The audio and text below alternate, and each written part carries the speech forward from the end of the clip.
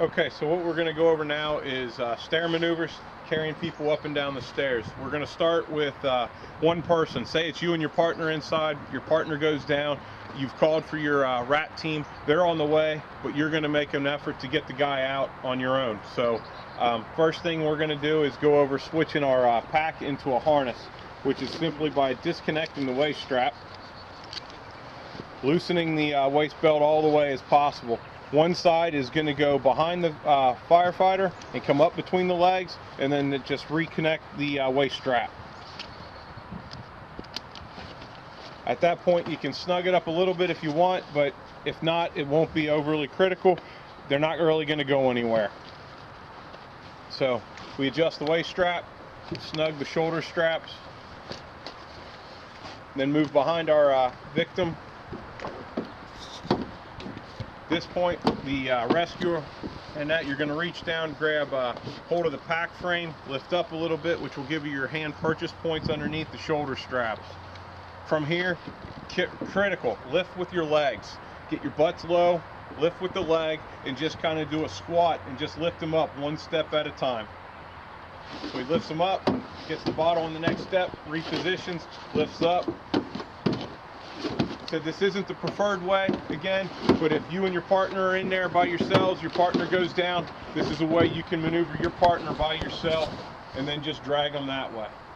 All right, so here we go. Two-person carry of a firefighter up a narrow staircase. Despite what you see here with being a wide staircase, we're going to simulate narrow at this point, so that means one up top, one below. We've already drugged the firefighter into position where they're at the base of the steps, so now our top firefighter, our rescuer, is going to reach down, grab a hold, and needs to maneuver this victim up a couple steps so that there's room for his partner to get underneath.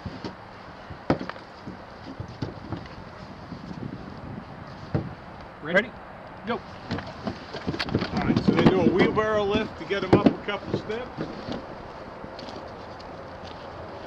From here, the bottom firefighter is going to switch, converting the pack to a harness. Undo the waist strap, loosen them up. One goes under and behind the leg, the other comes through from the top, and reconnect. Again, this works real well if it's a cold smoke environment and we've got some time to do this. If you don't have time, it's more down and dirty, you just do it. All right, from here, you need to tighten these up. The bottom firefighter can help by tightening the shoulder straps up for the top firefighter.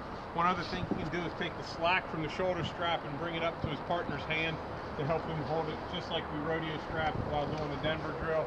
If it reaches, great. If not, oh well.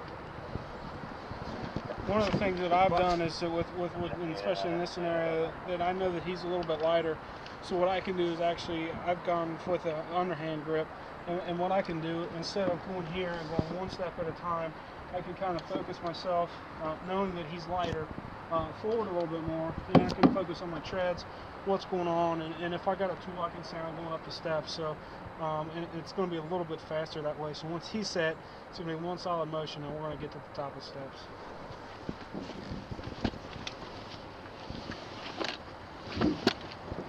All right, so our bottom firefighter now gets under the legs, trying to get the hamstrings up on top of the shoulders as low as possible. Also reaching forward, grabbing a hold of the pack straps will really help. At this point, they're both in position. They're ready for their to use their ready, go commands. Ready, go. Go.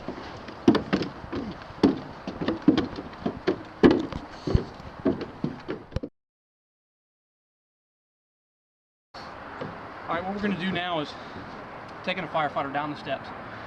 So again, you and your partner, you're trying to get your partner down, or you're doing a rat move in a narrow staircase, trying to come down by yourself.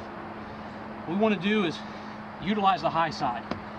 We can see this bottle, so this is our high side.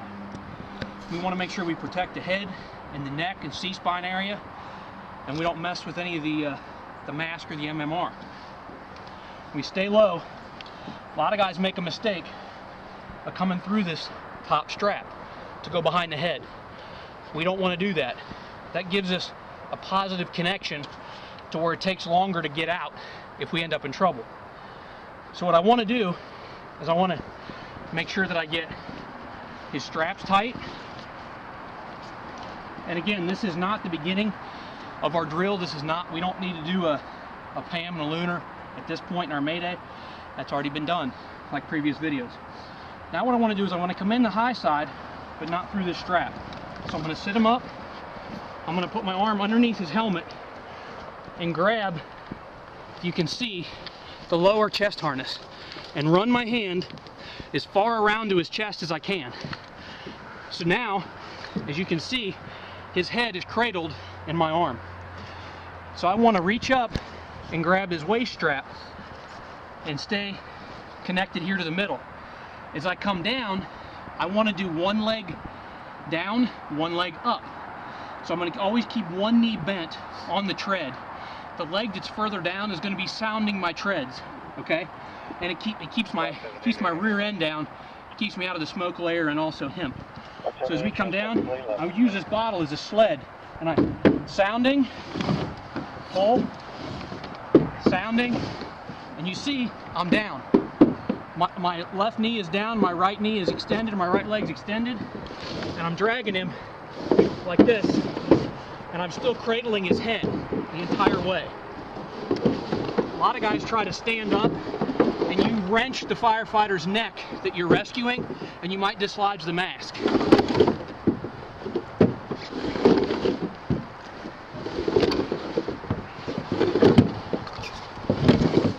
And that is a single man down narrow stairs.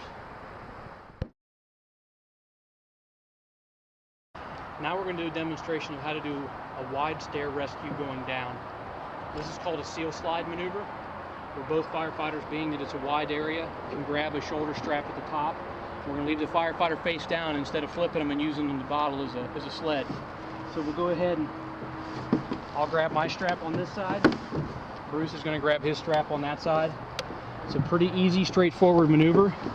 When we lift, we're going to lift him straight up, and we're just going to be in a standing position so that we can keep his face and MMR from dragging the stairs, so we don't want to rip that off.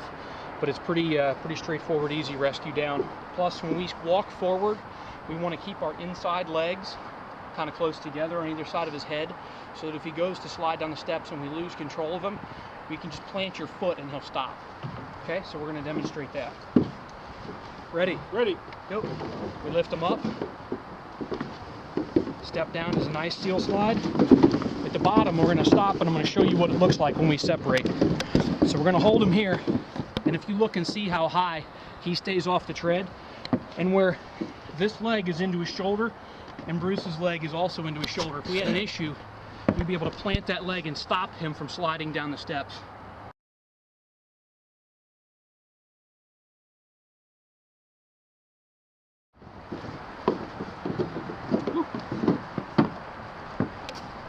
Tighten that shoulder strap. Yeah, mine too. Can you tighten this one? Yeah. Back pocket. There you go.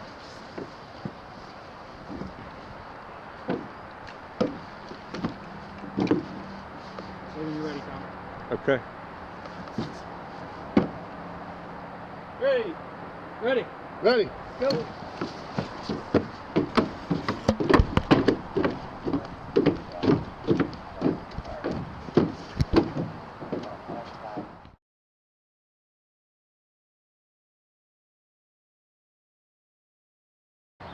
All right, so for those of you that have harnesses in your gear, webbing harnesses, commercial harnesses, whatever, there's positive and negatives to using these harnesses.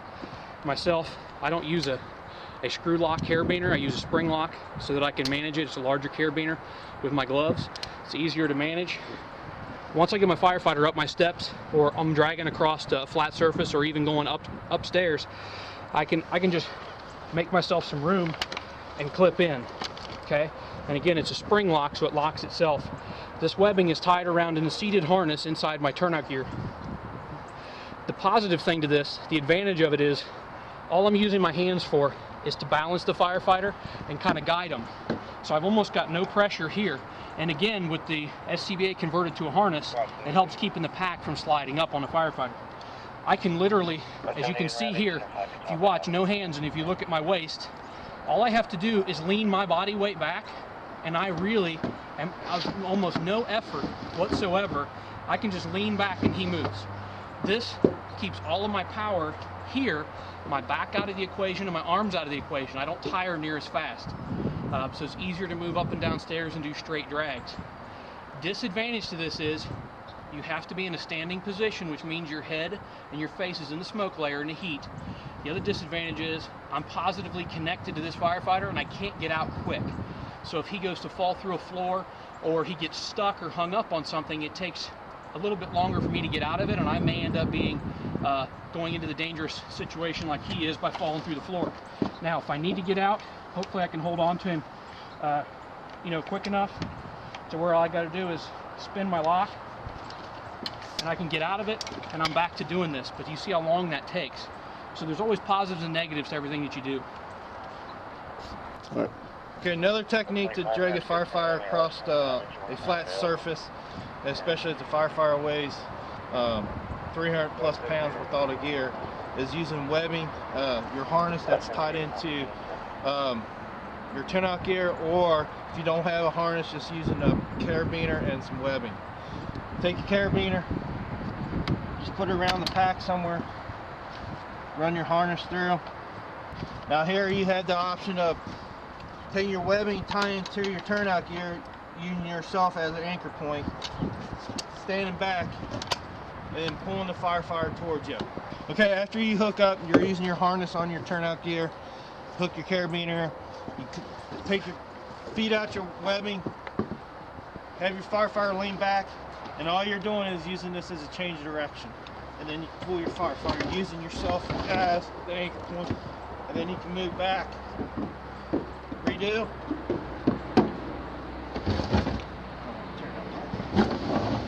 Okay, just another technique in the toolbox.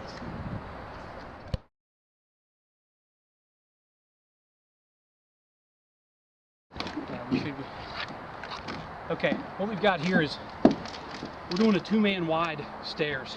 We put both our guys up top instead of one at the top and one at the bottom. We always talk about how firefighters should have tools on the fire ground. When we do these drills, we've been doing them without tools. Kind of how to utilize one of our shorter sections of tools. Obviously, you can't use a 6-foot hook to do this. So as my partner Bruce here has demonstrated, we slide a Halligan through here, through the shoulder straps and underneath. Now what we've got is we've got an easier handle for him, an easier handle for me, and we can stand up a little bit higher and have a stronger connection to the down firefighter. It makes it easier for us to do a two-man wide up the stairs. So we're going to go ahead and demonstrate that now.